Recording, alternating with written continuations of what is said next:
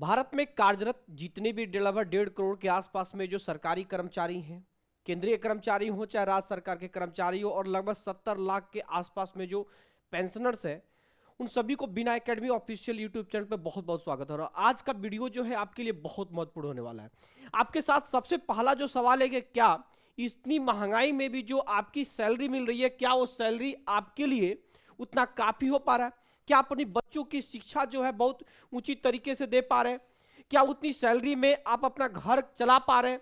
तो नहीं चला पा रहे हैं तो देखिए 12 फरवरी को देशव्यापी जो है आपकी स्ट्राइक है, जिसमें बहुत सारे संगठनों ने है अपनी लगभग 4 मुद्दों पे लेकर के, प्रत्येक संगठन का अपना अलग अलग मुद्दा है और सभी लोग जो है एक साथ जो है 12 पूरे देश व्यापी हड़ताल के साथ 12 फरवरी को पूरे भारत बंद के साथ आ रहे हैं। तो ये हड़ताल है।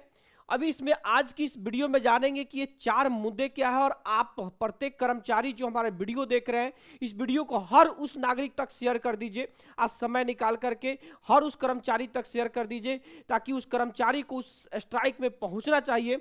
और कहीं ना कहीं जब तक आप स्ट्राइक में पहुंचेंगे नहीं, जितने भी कर्मचारी हैं, तब तक जो है सरकार आपकी मांगों को पूरा नहीं करने वाली है, क्योंकि सरकार जो है कान में तेल डाल करके सोई हुई है।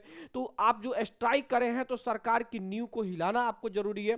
इसके लिए हमारी वीडियो को सभी उस कर्मचारियों तक शेयर कर दीजिए और हमारी वीडियो को सपोर्ट भी कीजिए। तो आइए आज हम जानते हैं कि आपको ये 12 फरवरी के दिन ये आपको स्ट्राइक करना क्यों जरूरी है, और कौन कौन से मुद्दों पे कौन कौन से संगठन ने क्या क्या लिए आपका स्ट्राइक करने के लिए कर रहे हैं।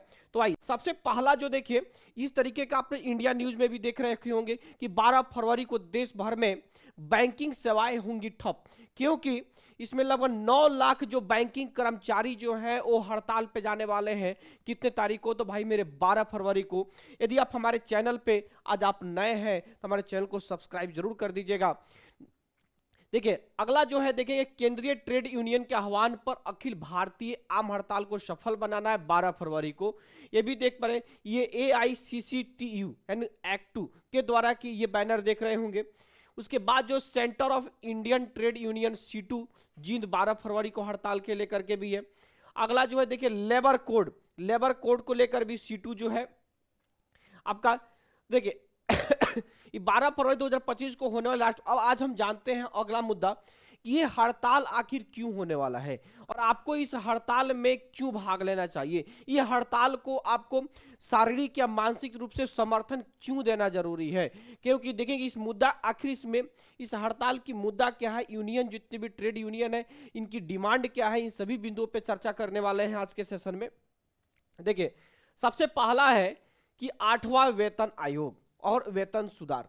सबसे पहला अगर ट्रेड यूनियन की बात करते हैं, जो ट्रेड यूनियन के जितने भी हमारे कर्मचारी संगठन का यूनियन है सॉरी, तो उस सभी लोगों के लिए सबसे पहला जो है 8वां वेतन आयोग और वेतन में सुधार। पहला है आयोग का तुरंत गठन। इसमें देखिए जो भी आयोग का गठन किया गया है तो उसमें 18 महीने का समय दिया गया है, जो लगभग जो है मई 2027 तक कंप्लीट होने वाला है। उसके बाद जो मई 2027 में जब उनका 8वां वेतन हुआ, उसके बाद कब इंप्लीमेंट होगा क्या होगा, बहुत लंबा समय लगने वाला है। तो इनकी पहला मांग है कि जल्दी से जल्दी जो है आपकी रिपोर्ट दे आयोग, और रिपोर्ट देने के बाद जो है जल्दी से जल्दी इस को 8वां वेतन आयोग को लागू किया जाए, पहला मांग। दूसरा है कि अंतरिम राहत। अंतरिम राहत क्या है, देखिए 20%। भैया संगठन का कहना है कि 8वां वेतन आयोग जो है देंगे आप 2027 में देंगे। आपको मिलना कब है भैया? 1 जनवरी 2026 से। 1 जनवरी जब 2026 से जब मिलना है, देखेंगे जब 1 जनवरी जब 2026 से जब मिलेगा तो उस समय तक का एरियर और उस समय तक इतनी महंगाई में क्या आप उस समय तक सरवाइव कर पाएंगे नहीं कर पाएंगे। तो इसलिए उन्होंने सीधे कहा भाई कि 20% तो हमको अपनी बेसिक बढ़ा करके दे दीजिए, जो आप उस समय एरियर दीजिएगा उसको समझिए कि उस एरियर में से आप काट लीजिएगा, एडजस्ट कर लीजिएगा हमको, लेकिन 20% एडवांस के तौर पर दे दीजिएगा। इसके लिए क्योंकि आप 2027 2028 कब तक इंप्लीमेंट करेंगे, तब तक भैया हमको 1 जनवरी 2026 से 20% बेसिक अपना बढ़ा करके दे दीजिए। ये भी मांग के लिए जो है ये आंदोलन कर रहे हैं। दूसरा वेतन और पेंशन। इन्होंने सीधे कही है कि पे रिवीजन जो है आपका जितना एनपीएस यूपीएस जो है सबको हटा करके ओपीएस लेके आना है। तो ये 8वां वेतन आयोग पे ये पहला मांग है। दूसरा जो है जितनी भी लेबर यूनियन है वो नए श्रम कोड अगर हम बात करते हैं तो देखेंगे वो लोग नए जो है श्रम कोड, देखिएगा नए श्रम कोड पे भी, ठीक ना, नए श्रम कोड यानी जो लेबर कोड का जो आपको पता है कि लगभग 4 जो कानून आए हैं लेबर यूनियन का, लेबर कानून बना है, उसमें सबसे पहला जो है मजदूर अधिकारों पर हमला, इनको कहना है नौकरी की सुरक्षा, सामाजिक सुरक्षा, इस तरह की, इसको हम डिटेल भी जानेंगे आने वाले। फिर किसान और ग्रामीणों से जुड़े भी मुद्दे हैं आपके, जैसे पहला मुद्दा क्या है, मनरेगा। देखिए मनरेगा में क्या है कि बजट की कटौती कर दी गई है कि भैया सरकार पे ज्यादा मनरेगा में हिस्सेदारी बढ़ा देगी, सरकार ज्यादा पेमेंट करेगी। इसके भी विरोध में जो है सभी कर्मचारी जो है हड़ताल पे है।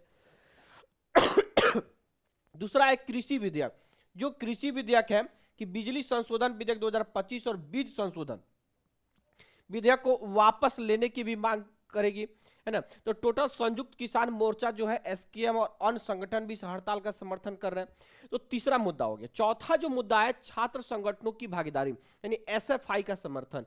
देखिए स्टूडेंट्स फेडरेशन ऑफ इंडिया जैसे संगठनों ने इस हड़ताल को अपना समर्थन दिया। उनके मुख्य सरोकार है कि भविष्य का रोजगार, कि छात्रों का मानना है कि नए श्रम कोड निजी और कॉर्पोरेट क्षेत्रों में काम के दबाव को बढ़ाएंगे और भविष्य के रोजगार की सुरक्षा को कम करेंगे। यानी नया जो लेबर लॉ आया है, नया जो श्रम कानून आया है, उसमें सरकार के जो जितने भी स्टूडेंट फेडरेशन है उनका कहना है कि ऐसा कानून है जो आने वाले भविष्य में जो है काम के दबाव को बढ़ाएंगे और, है ना, और भविष्य में रोजगार की सुरक्षा को क्या करेंगे, कम करेंगे। शिक्षा का निजीकरण, इन्होंने भैया कहा कि सार्वजनिक क्षेत्रों और शिक्षा के निजीकरण का प्रयास का जो इन्होंने भी विरोध करेंगे। तो 12 तारीख को देखिए स्टूडेंट फेडरेशन भी। अब आइए इसके बारे में डिटेल्स भी जानते हैं। कुछ अन्य महत्वपूर्ण भी मांगे कि निजी जितनी भी बहुत सारी सरकारी कंपनियां, सरकारी संस्थानों का जो निजीकरण हो रहा है उन निजीकरण पे रोक लगे। बैंकों में 5 दिवसीय कार्य सप्ताह, कि बैंक में भैया 5 दिन कार्य जो मंडे टू फ्राइडे हो, सैटरडे संडे कंप्लीट बंद रहे। महंगाई और बेरोजगारी को भी इन्होंने भैया मुद्दा बना रखा है। अब आइए एक एक करके हम लोग जानते हैं। देखिए कि हड़ताल में जो अंतरिम जो राहत है, अंतरिम राहत जो देखिए 20% जो अंतरिम राहत के, मैंने इस चीज़ों को पहले भी बता दिया कि 20% जो अगर एडवांस के रूप में दे देते हैं 1 जनवरी 2026 से, तो उसके बाद क्या होगा, जो एरियर्स आप बनाएंगे 1 जनवरी से, जबकि इंप्लीमेंट तो आप भैया 2027 के लास्ट तक करेंगे, तो 2 साल में जो एरियर देंगे उस एरियर में से भी हमारा 20% काट लेंगे जो आप दिए रहेंगे एडवांस के तौर पे। तो ये पहला चीज़ है। महंगाई से इससे क्या होगा कि महंगाई की जो मार पड़ रही है सभी कर्मचारियों को, जो अपने बच्चों का एजुकेशन अच्छा से नहीं, घर नहीं चला पा रहे, सर्वाइव नहीं कर रहे, तो सबसे बचने के लिए 20% से के लिए देरी का मुआवजा, कि भैया चूंकि आपका 8वां वेतन आयोग जो है आपको 1 जनवरी 2026 इंप्लीमेंट लगाना था, लेकिन आप 2027 तक तो रिपोर्ट आएगा उसके बाद इंप्लीमेंट कर, तो भैया देरी से भी राह का मुआवजा देना है। एरियर का चक्कर जो है ये सब चीज। उसके बाद जो एक और भी महत्वपूर्ण है कि 2020 में लॉकडाउन में के लिए जो एरियर था अभी तक जो है उसका डी और एरियर जो है कर्मचारी संगठनों का भी हम पूरा नहीं दिया गया सरकार के द्वारा। तो उस मांग को लेकर के भी हमारे जितने भी कर्मचारी संगठन है, जितने भी कर्मचारीगण है, वो सभी उस मुद्दों को लेकर के 12 फरवरी को देशव्यापी हड़ताल कर रहे हैं। दूसरा है देखिए नए श्रम कोड, गए 4 कानूनों का एक समूह है। देखेंगे सबसे पहला जो है वेतन संहिता, यह सभी कर्मचारियों के लिए न्यूनतम मजदूरी और समय पर वेतन भुगतान सुनिश्चित करता है। विवाद, यूनियनों का कहना है कि नए नियमों से टेक होम सैलरी हाथ में आने वाला कम हो सकता है, क्योंकि बहुतों को कुल वेतन का 50% तक सीमित कर दिया गया, जिससे पीएफ कटौती बढ़ जाएगी। यानी इन हैंड सैलरी क्या हो जाएगा, कम मिलेगा, क्योंकि पीएफ में बढ़ोतरी जो है 50% तक कर दिया गया। इससे क्या कि पीएफ की कटौती राशि ज़्यादा बढ़ जाएगी, तो कर्मचारियों को इन हैंड सैलरी कम हो जाएगी, जिससे घर को चलाना, भैया सैलरी मान लीजिए कि आपके पास 1 लाख रहे, लेकिन हाथ में इन हैंड सैलरी आपको 50 से 60 हज़ार है, तो कहने में तो 1 लाख रुपए सैलरी लगेगा, लेकिन 50 से 60 हज़ार रुपये मिलेगा इन हैंड। उसके बाद भैया भविष्य के लिए, तो इससे क्या होगा कि कहीं ना कहीं जो है घर चलाना, सर्वाइव करना बहुत मुश्किल हो जाएगा। अगला है औद्योगिक संबंध संहिता, यह कंपनियों को व्यापार करने में लचीलापन देता है। विवाद क्या है कि पहले क्या था कि पहले जो है 100 कर्मचारियों की जो लिमिट थी, अब उस कर्मचारियों की कंपनी में 300 तक के कर्मचारी वाली कंपनी सरकार की अनुमति के बिना छंटनी कर सकेगी। पहले 100 कर्मचारियों वाली थी, अब 300 कर्मचारी। हड़ताल पर पाबंदी, किसी भी हड़ताल के लिए अब 60 दिन पहले नोटिस देना अनिवार्य। यानी अगर किसी कंपनी का कोई कर्मचारी अगर हड़ताल पे जाना चाहता है तो उसको 60 दिन जो है बिफोर जो है उसको क्या करना पड़ेगा, उसे को हड़ताल की अनुमति लेना पड़ेगा। अगर 60 दिन पहले अनुमति नहीं लेता है तो हड़ताल नहीं कर सकता है। अगर मान लीजिए उसके बाद भी हड़ताल करते हैं तो कंपनी उस कर्मचारी को हटा सकती है, लीगल एक्शन ले सकती है।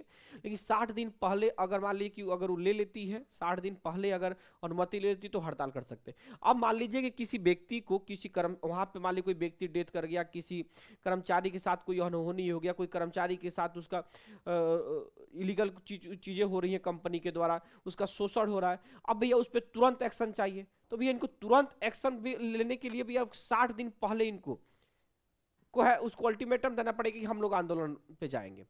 तो कहीं ना कहीं ये जो है लेबर के लिए जो है विरोध में है। और ये वास्तव में अगर सोचा भी जाए तो देखिए 60 दिन पहले जो नोटिस देना अनिवार्य है, ये जो है बिल्कुल गलत है। इसके विरोध में भैया तो आंदोलन होना चाहिए, स्ट्राइक होना चाहिए, क्योंकि ये चीजें गलत है। अगला देखेंगे सामाजिक सुरक्षा संहिता। यह पहली बार गिग वर्कर्स जैसे जोमेटो, स्विगी डिलीवरी बॉय और असंगठित क्षेत्र के मजदूरों को सामाजिक सुरक्षा के दायरे में लाता है। विवाद क्या है कि यूनियनों का आरोप है कि इसमें पेंशन और स्वास्थ्य लाभ के लिए कोई ठोस बजट या स्पष्ट रूपरेखा नहीं है, जिससे यह केवल कागजी दबाव बनकर रह सकता है। यानी ये जो टॉपिक यह है तो अच्छा, लेकिन इसके लिए कोई स्पष्ट प्रावधान नहीं है बजट के लिए, इसलिए उनको कहा है कि हो सकता है कागजी दबाव बनकर रह सकता है। इसलिए इसके लिए कोई स्पष्ट प्रावधान लेकर के आइए, स्पष्ट बजट लेके आइए, ताकि जो है सामाजिक सुरक्षा संहिता में आपका सिक्योरिटी फील हो। अगला है व्यवसायिक सुरक्षा और स्वास्थ्य संहिता, ओएसएच कोड। यह कार्यस्थल पर सुरक्षा, स्वास्थ्य और काम करने की स्थितियों जैसे है नहीं, जैसे काम के घंटे को नियंत्रित करता है। विवाद क्या है कि नए प्रावधानों के तहत काम के घंटों को बढ़ाकर दिन में 12 घंटा तक करने की अनुमति दी जा सकती है, सप्ताह में 48 घंटे की सीमा से, जिसका मजदूर कड़ा विरोध कर सकते हैं। यानी इसमें क्या पहले क्या था कि आपका लिमिट था कि हमको टाइम टू टाइम देखिए 6 से 7 घंटा ड्यूटी करना है, 8 घंटा ड्यूटी करना है, सब लोग भाई कर रहे थे। अब इसमें क्या है कि सप्ताह में आपको 48 घंटा ड्यूटी, तो किसी दिन क्या होगा कि भैया 12-12 घंटे कंपनी ड्यूटी करा लेगी। 4 दिन में भैया चलो तुम लिमिट कर लो, चलो कोई 3 दिन तुम रेस्ट कर लो, लेकिन 12-12 घंटा कर लेगी, बाकी 3 दिन भैया वो बैठा रहेगा। तो इस कारण से इसकी भी विरोध हो रही है ना। तो इस तरीके से जो है आपका बहुत सारे संगठन जो है, लगभग इसमें कई सारे संगठन जो है, इसमें 10 से ज्यादा संगठन जो है पूरा मिल करके, लगभग सारे बैंकिंग से लेकर के हर रेलवे कर्मचारी हो, सैनिक, बहुत सारे कर्मचारी जो है, हर यूनियन ट्रेड संगठन जो है, जितने भी कर्मचारियों का आपके हड़ताल पे जा रहे हैं। तो मैं हम जितने भी कर्मचारीगण हैं सभी तक इस चीज को कि ये हड़ताल जो है, स्ट्राइक है, आपकी कहीं ना कहीं मानसिक और शारीरिक रूप से आप इसमें भाग लें। अगर भाग लेंगे तो एक सरकार पे एक अच्छा दबाव बनेगा, और दबाव जब बनेगा तभी जो है कहीं ना कहीं जो है आपके लिए वो चीज़ें आएगी जो आप मांग कर रहे हैं। कहीं ना कहीं उस चीज़ों के लिए उनका भैया ये भी है कि आपका फिटमेंट मैट्रिक्स क्या होना चाहिए, सभी मांगों के लिए जितना जी, अगर 8वां वेतन आयोग पे अगर नहीं करेंगे तो ये बहुत डिले आपके पास इम्प्लीमेंट होने जा रहा है। 2000 हो सकता है कि 2029 में जो इलेक्शन होगी, इलेक्शन के समय तक खींच जाए। इसलिए कहीं ना कहीं इसको खींचने से बचाने के लिए भैया 2027 में ही इंप्लीमेंट करने के लिए, जल्दी इंप्लीमेंट करने के लिए आपको आगे आना होगा। उसके बाद से देखिए अगर केंद्र सरकार में जब इंप्लीमेंट हो जाएगा तब जाकर के राज्य सरकार भी इसको आगे लेकर के आएगी।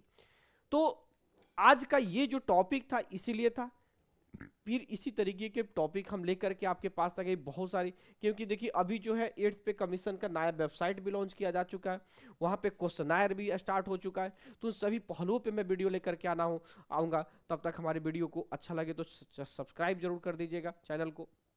Thank you.